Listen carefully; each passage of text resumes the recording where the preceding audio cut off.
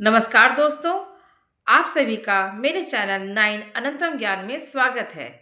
आज हम बात करेंगे मकर संक्रांति के बारे में। आज हम बात करेंगे मकर संक्रांति का अर्थ क्या है, इसका महत्व क्या है। ये पर्व हर साल 14 या 15 जनवरी को क्यों मनाया जाता है? इस दिन तिल गुड़ क्यों खाया जाता है? पतंग क्यों उड़ाया जाता है? तिल और दान का क्या रहस्य है?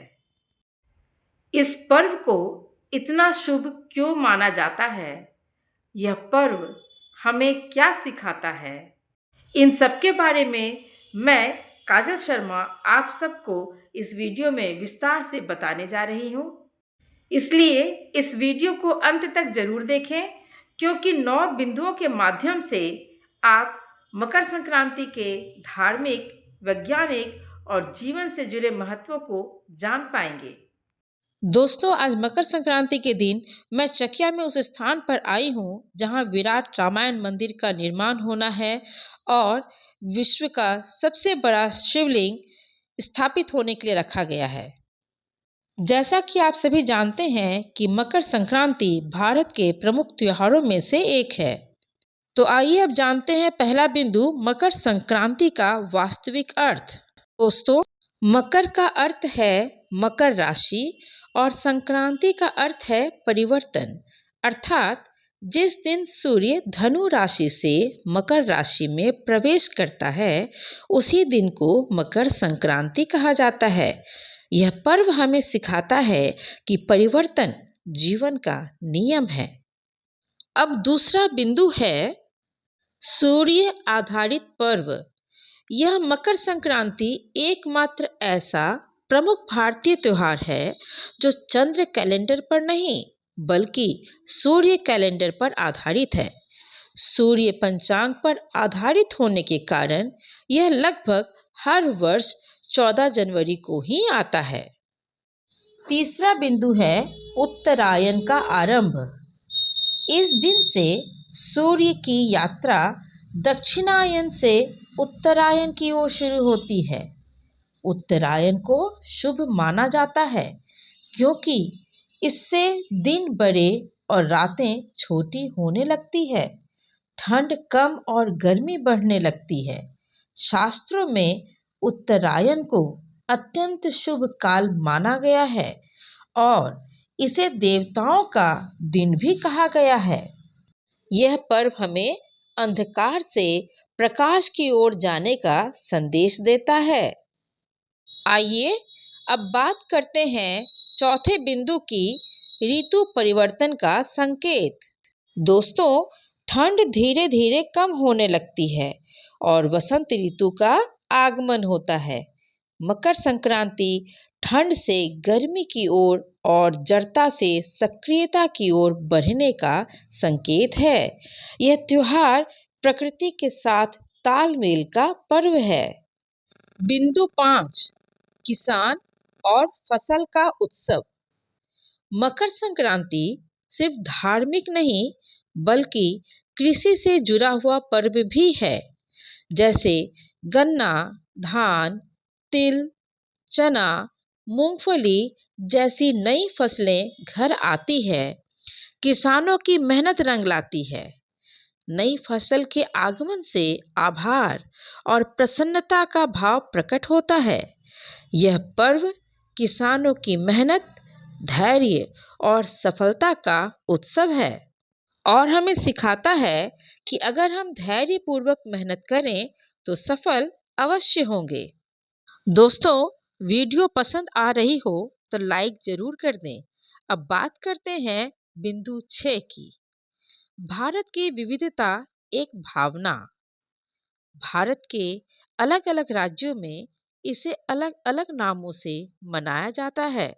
जैसे उत्तर भारत में मकर संक्रांति, तमिलनाडु में पोंगल, पंजाब में लोहड़ी, असम में भोगाली बिहू, गुजरात, महाराष्ट्र में उत्तरायण अर्थात पतंग उत्सव के नाम से।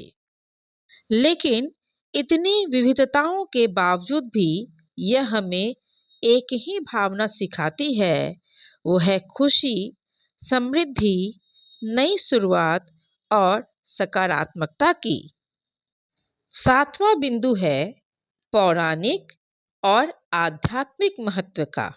मान्यता यह है कि इसी दिन भगवान सूर्य अपने पुत्र शनि से मिलते हैं। यह पर्व संबंधों में सम्मान और सामंजस्य का प्रतीक है दोस्तों। यह पर्व पारिवारिक प्रेम, सम्मान और संबंधों की मिठास का प्रतीक भी माना जाता है। आठवां बिंदु है तिल गुड़ का जीवन संदेश।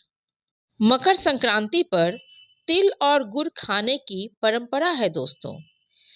तिल और गुड़ जहां हमें सामाजिक संदेश देते हैं, वही स्वास्थ्य को ऊर्जान्वित भी करते हैं। इसलिए तिल और गुड़ सिर्फ भोजन नहीं है, बल्कि एक संदेश है कि तिल गुड़ खाओ और मीठा मीठा बोलो, अर्थात रिश्तों में मिठास बनाए रखो। वहीं स्वास्थ्य की दृष्टि से तिल शरीर को गर्म रखता है और गुड़ शरीर को ऊर्जा देता है। यह पर्व हमें सिखाता है कि कठोरता में भी मिठास और ठंड में भी ऊष्मा बनाए रखना चाहिए। अब बात करते हैं पतंग उड़ाने के रहस्य के बारे में। मकर संक्रांति पर पतंग उड़ाना सिर्फ खेल नहीं है। सुबह की धूप से शरीर को विटामिन डी मिलता है और मन प्रसन्न रहता है। और यह पतंग हमें सिखाती है ऊंचाइयों तक जाना है, लेकिन डोर अपनी संस्कारों की पकड़ में रहे। ठीक इसी तरह आज के दिन दान का भी बहुत महत्व है। इस दिन दान करना बहुत शुभ माना जाता है। तिल, गुड़, कंबल, अनाज, इसका दान हमें सिखाता है कि खुशी बांटने से बढ़ती है। आखिरी 9वें बिंदु की बात करते हैं कि जीवन के लिए अनंत संदेश। मकर संक्रांति हमें सिखाती है कि अंधकार से प्रकाश की ओर बढ़ना और नई शुरुआत करना। नकारात्मकता को छोड़ मेहनत और सकारात्मकता को अपनाना चाहिए और अपने जीवन को ऊंचाई की ओर ले जाना। जिस तरह सूर्य अपनी दिशा बदलकर उत्तरायण होता है, उसी तरह हमें भी अपने जीवन की दिशा सही और सकारात्मकता की ओर मोड़ना चाहिए। जैसे सूर्य उत्तर दिशा की ओर बढ़ता है, वैसे ही हमें भी अपने जीवन को उन्नति की ओर ले जाना चाहिए। मकर संक्रांति सिर्फ एक त्योहार नहीं, यह नई ऊर्जा और नए संकल्पों का पर्व है दोस्तों। मैंने इस वीडियो में मकर संक्रांति के धार्मिक, वैज्ञानिक और जीवन के प्रति क्या महत्व है, उसे समझाने का प्रयास किया है। अगर आपको यह वीडियो पसंद आया हो तो इसे लाइक, शेयर और मेरे चैनल 9 अनंतम ज्ञान को जरूर सब्सक्राइब करें और कमेंट में बताएं कि आप मकर संक्रांति कैसे मनाते हैं। तो मिलते हैं दोस्तों अगले ज्ञानवर्धक वीडियो में, क्योंकि अनंत ज्ञान की गहराई में ही छिपा है सफलता का राज।